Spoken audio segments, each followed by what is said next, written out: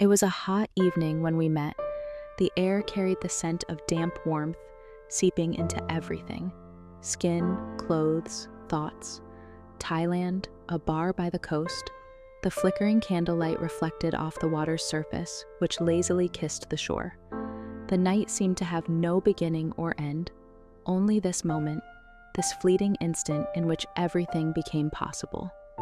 I sat at the bar, gazing at the sea, which whispered something I couldn't quite understand.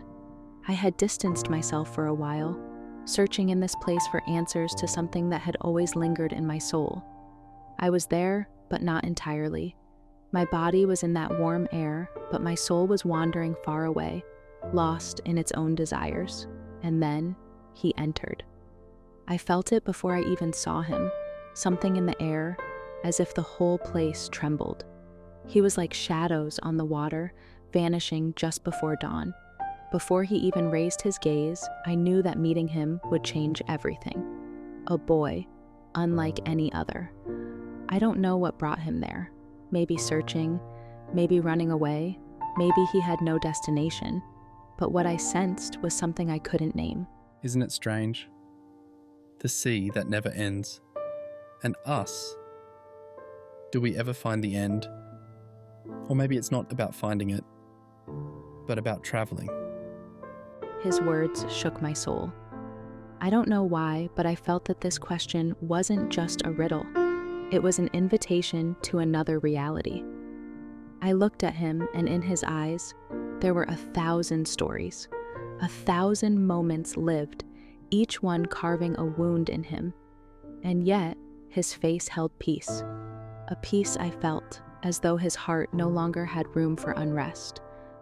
I wanted to see what's beyond where you can't see the end. I wanted to feel something more than what I've known. I left to understand myself, to understand the world that doesn't want me. I don't know if it makes sense, but I feel that I had to do it. I had to get lost to find something I've never seen. When he said that, it felt like his words pierced my soul like a blade to the heart. He was like someone who had made a mistake that opened his eyes, as if everything he had seen no longer mattered.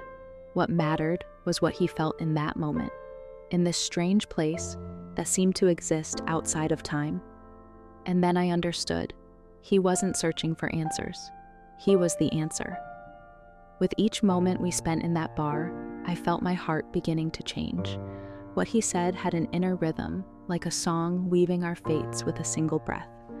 There was something in him that transcended words. I felt like his presence filled the whole space. And in that moment, I knew that nothing that had happened before mattered anymore. Because this evening, this moment, was enough. The whole world became simpler. Something was happening that had no explanation. I felt my life beginning to shift, as if a part of me had woken up anew, and that's when I realized it wasn't him who was my creator. It was me who was created through him.